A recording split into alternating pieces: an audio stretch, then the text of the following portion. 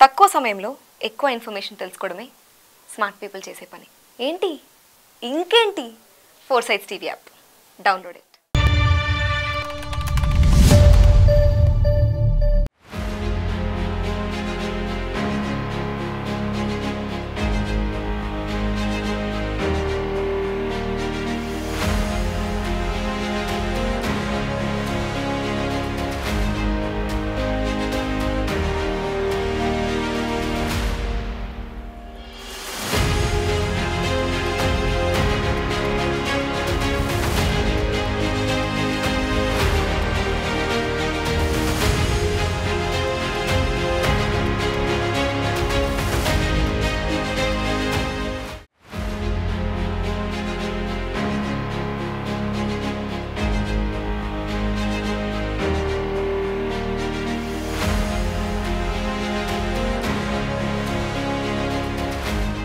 ఇటీవల నువ్వా నేనా అన్నట్లు జరిగిన అమెరికా అధ్యక్ష ఎన్నికల్లో పోటీ చేసిన డొనాల్డ్ ట్రంప్ గెలుపొందారు.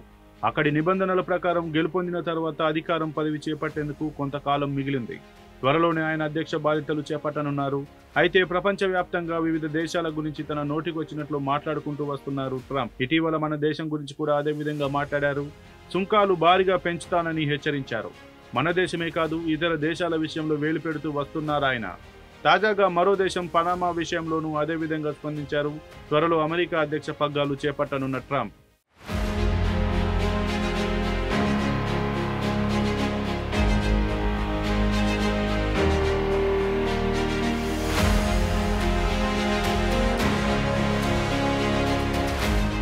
గ్రీన్లాండ్ను కొనేస్తానంటూ మాట్లాడారు. పనామా కాలువను కూడా కొంటానంటూ సంచలన కామెంట్ చేశారు.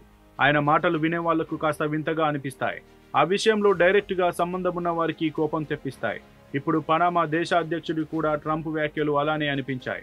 పనామా అధ్యక్షుడు జోస్ రౌల్ ములినో ట్రంప్ను చాలా సీరియస్గా చేసిన వ్యాఖ్యలను తేలిగ్గా తీసుకుంటున్నట్లు కనిపించింది. ఈ అంశంపై ట్రంప్తో చర్చించాల్సిన అవసరం లేదంటూ కామెంట్ చేశారు. కాలువ పనామేనియన్లకు చెందిందనేది ఆయన చెబుతున్న సమాధానం. ఈ వాస్తవికతపై ఎవరితోనూ ఎలాంటి చర్చలు జరపాల్సిన అవసరం లేదని పనామా అధ్యక్షుడు స్పష్టం చేశారు.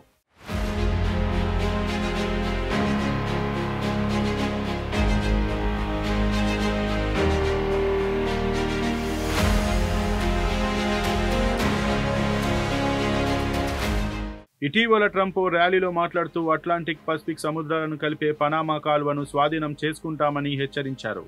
దానికి కారణమేమిటంటే అమెరికా వాణిజ్య నావికాదళ నౌకల నుంచి పనామా దేశం భారీగా ఫీజులు వసూలు చేస్తుందట.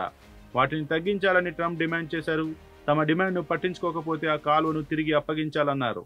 ఇదే కాదు, దీంతో పాటు డెన్మార్క్ ఆధీనంలోని గ్రీన్లాండ్ను కూడా కొనుగోలు చేస్తామని వెల్లడించారు. ఏదైనా ట్రంపే.